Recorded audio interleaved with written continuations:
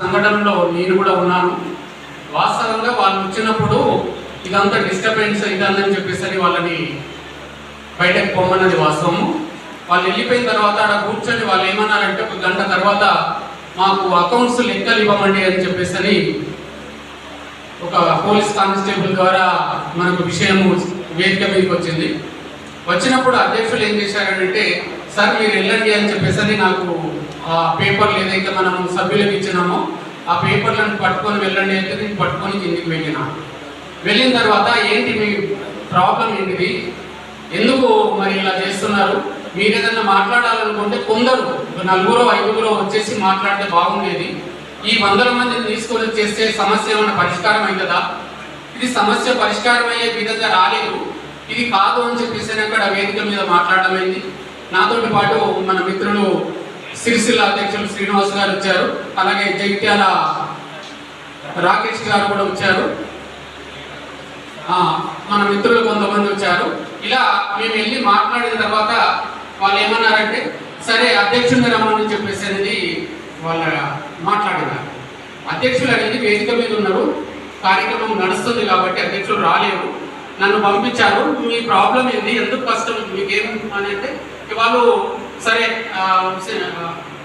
శ్రీనివాస్ గౌడ్ గారు ఏమన్నారంటే నన్ను మొదటి నుంచి ఇట్లా అవాయిడ్ చేస్తున్నారు మీకు తెలుసు కదా అని చెప్పేసి మాట్లాడినారు. తర్వాత శైలేందర్ గారిని అవాయిడ్ చేస్తున్నారని చెప్పి మాట్లాడి ఇవన్నీ విషయాలు కాదు, అసలు విషయం రండి, మీరు అది చేసిన ఆరోపణలు ఏంటి అని చెప్పేసి అంటే సరే మాట్లాడదామని చెప్పేసి అన్నారు. ఒక డేట్ పెట్టండి, ఆ డేట్కు మేము కొందరు వస్తామని చెప్పేసి అన్నారు. అది జరిగిన తర్వాత ఒక వీడియో బయటికి అని చెప్పేసి అంటే సరే ఇది లాస్ట్ టైం మనము ఈ విషయం మీదనే వరంగల్లో మాట్లాడమైంది, తర్వాత కరీంనగర్లో మాట్లాడాము, రేపు అవసరం అనుకుంటే హైదరాబాద్లో మాట్లాడదాం ఏంటి అని చెప్పేసి నేను మాట చెప్పింది వాస్తవం. అయితే ఇదంతా ఎందుకు జరుగుతుంది, అభిమాన్యు గారు ఎప్పుడైతే ఇండియన్ ఫెస్టివల్ జరిగిన తర్వాత ఆయన ఏం చేశాడు, సోషల్ మీడియాకి వెళ్ళిపోయేసి నియంత పాలన అని చెప్పేసి వేరే అని చెప్పేసి ఏదో పెట్టడం జరిగింది.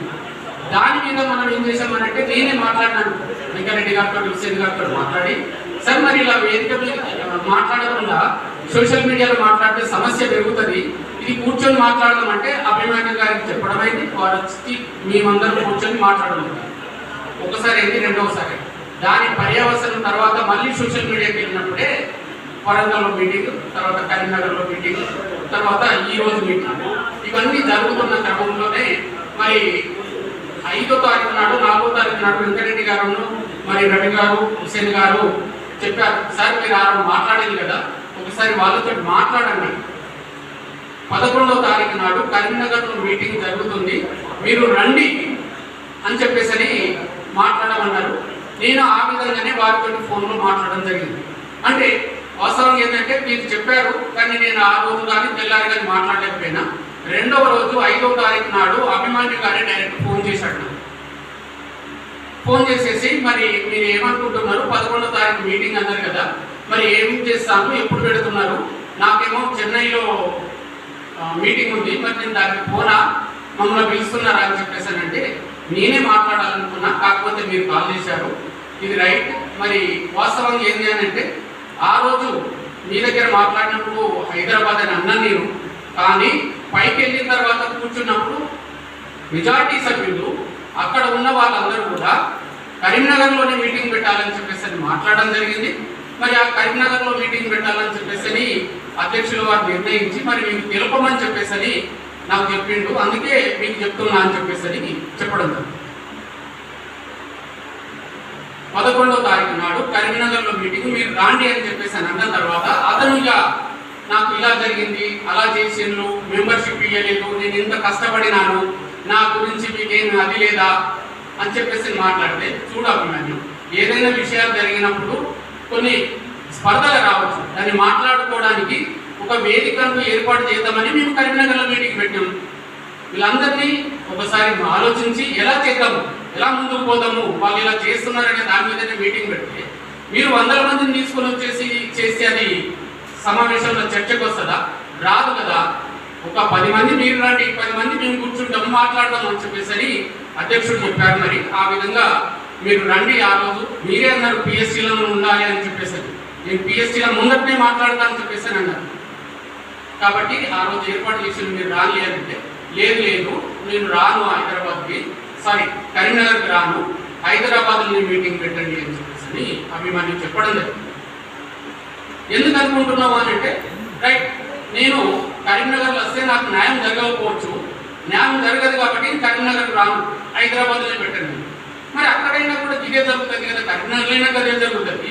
మీరు ఆ రోజు వద్దు కమిటీ మీటింగ్ అయిన తర్వాత మీతో మాట్లాడదామంటేనేమో మీరు ఈ ఇంతమంది ఎగేసుకుని వచ్చిండ్రు, ఇవాళ 2 కార్లు తీసుకుని వస్తే 10 మంది రావచ్చు, దానికి ఏమున్నదని చెప్పేసి నేను లేదు లేదు మేము అట్లా రాము. ఇంకొకటి ఏం చేయాలంటే నేను ఒక 2 పెద్ద మనుషులను తీసుకుని వద్దాం అనుకుంటున్నా అని చెప్పేసి అంటే పెద్ద మనుషులు ఎందుకు అని చెప్పి నేను అడిగాను. అంటే మీరందరూ హుసేన్ గారు చెప్పినట్టే వింటారు, హుసేన్ గారికి ఎట్లా అంటే అట్లా మీరు తల ఊపుతారు, కాబట్టి నాకు అక్కడ న్యాయం జరగదు, 2 పెద్ద మనుషులు అన్నాడు. అంటే పెద్ద మనుషులు ఎందుకండి, మీరు మేము అందరం కలిసినప్పుడు మనమే కలుసుకొని ఈ ఎక్స్పోర్ట్ నిర్వహించుకుంటాము. ఇవాళ మన పెద్ద మనుషులు లాగా అంటారు లేదని చెప్పేసి నేను అడిగితే వాళ్ళు ఎవరో కాదు, పల్లె రవికుమార్ గౌడ్ అని అన్నారు. రైట్ ఓకే, వాళ్ళైతే మనకు మొదటి నుంచి మన ఎక్స్పోర్ట్ కానీ మన కార్యక్రమాలకు కానీ వస్తున్నారు కాబట్టి నో ప్రాబ్లం. అలాగనే కాచం సత్యనారాయణ గారు అని చెప్పారు. రైట్, వాళ్ళిద్దరైనా పర్వాలేదు రాండి అని చెప్పేసి చెప్పారు. అంటే లేదు లేదు కరీంనగర్ రాము, హైదరాబాద్లో పెట్టండి వస్తా, లేదు ఈ సమావేశం కాకుండా మళ్ళీ ఒకసారి పెట్టినా పర్వాలేదు, నేను హైదరాబాద్లో కూర్చోవడానికి రెడీ, డబ్బులు ఇవ్వడానికి రెడీ అని అన్నాను. సరే, ఈ విషయం కూడా నేను అధ్యక్షునితో చెప్తా. ఏదైనా కానీ ఆ రోజు జరిగినప్పుడు నేను హైదరాబాద్లో అన్నా కానీ నాకే మాట నడవదు, ఎందుకంటే ఇది సంఘం అన్నప్పుడు హైదరాబాద్ కానీ కరీంనగర్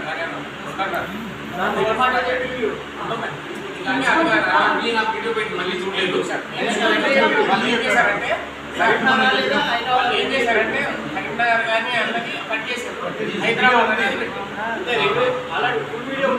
రైట్. అయితే నేను అన్నాను, కానీ పైకి పోయిన తర్వాత ఆడ మాట్లాడిన పిఎస్సీల నిర్ణయం, పిఎస్సీల మాట ఏమంది అంటే మెజార్టీ సభ్యులు ఉన్న సభ్యులు అందరూ కూడా కరీంనగరే అన్నారు, ఇక్కడనే జరిగింది కాబట్టి ఈయనే చేయాలని అన్నారు. మోరెవర్ వాళ్ళన్నా మేమన్నా నేనన్నా ఇంకెవరన్నా కూడా నిర్ణయం తీసుకునేది మాత్రము రాష్ట్ర కమిటీ, పిఎస్సీలు మాత్రం నిర్ణయం తీసుకొని దాని మీద ఫైనల్ నిర్ణయం అయితే కరీంనగర్లే అని చెప్పి అన్నారండి. మీరు అక్కడికి రాండి అని చెప్పేసారంటే నేను రాను అన్నాను. రైట్, అక్కడికి ఒక విషయం అయిపోయిన తర్వాత నేను శ్రీనివాస్ గౌడ్ కాల్ చేశాను. ఈవినింగ్, ఇది మార్నింగ్ జరిగింది, ఈవినింగ్ శ్రీనివాస్ గౌడ్ కాల్ చేశాను. గౌడ్ గారు మరి